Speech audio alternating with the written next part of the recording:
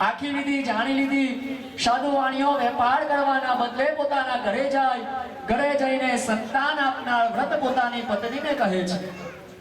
પોતાની પત્નીને કહેવા લાગ્યા કે જ્યારે આપણા ઘરની અંદર સંતાનની પ્રાપ્તિ થશે ત્યારે આપણે આ ભગવાનની પૂજા કરીશું। બંને જણાએ સાથે બેસી બાધા લીધી।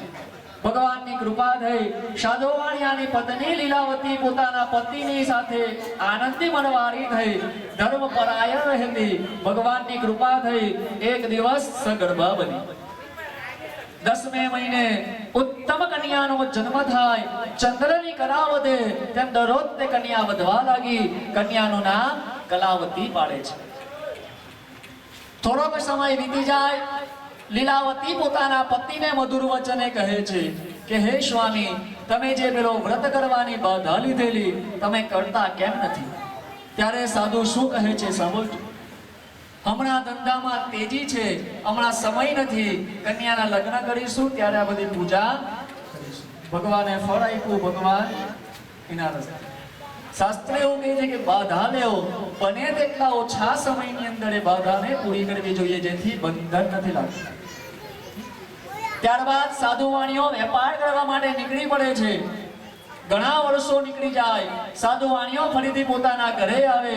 પોતાના ઘરે આવીને જુએ તો પોતાની કન્યા એને લગ્ન યોગ્ય થયેલી જોઈ। ગામમાંથી દૂતોને બોલાવ્યા। દૂતોને આજ્ઞા કરી કે આપણી કન્યા માટે સુંદર પુત્ર શોધી લાવો। દૂત બાજુના કાંચનપુર નગરના ગામમાં જાય છે।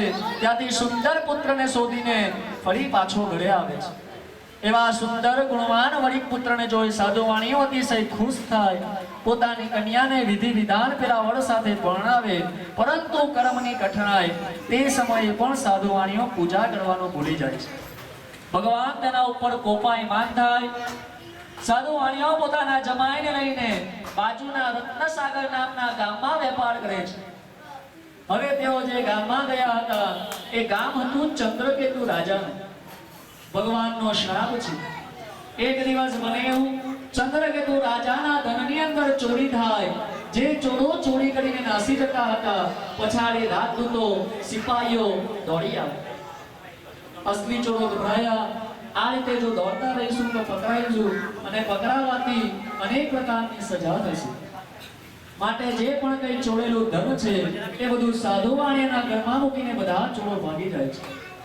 પછાડી સિપાહીઓ દોડી આવે। ચોરાયેલો ધન સાધુ વાણિયાના ઘરમાં જોયું। બધાને ચોર સમજીને રાજા પાસે લઈ જાય।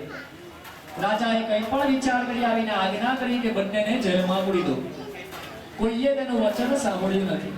બીજી તરફ સાધુ વાણિયાના ઘરે લીલાવતી અને કન્યા કલાવતી પણ